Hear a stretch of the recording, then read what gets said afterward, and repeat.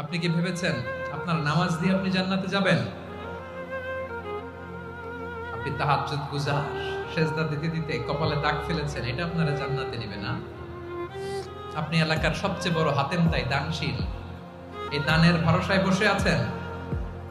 কুশ্চিত কালো না। আমাদের নামাজ, আমাদের রোজা, আমাদের ইবাদত, এগুলোকে মিজানের পাল্লায় উঠালে কোনো ওজনই হবে না। তবে আমাদের একটা কৌশল জানা আছে, আমরা আল্লাহর রহমতের ভিখারি। আমরা সেদিন আগেই গুনার স্বীকৃতি দিয়ে দেব। আমরা বলবো, আল্লাহ তুমি প্রশ্ন করার আগে তোমার একটা কথা বলি, আমারে কিছু জিজ্ঞেস করো না, আমি সব করেছি। এমন কোন পাপ নাই যে পাপ আমারে দিয়ে হয় নাই। তোমার রহমত দিয়ে তুমি জান্নাতে পাঠাবা, তোমার দয়ায় জান্নাতে যেতে চাই, আমল দিয়ে না। পারবেন বলতে?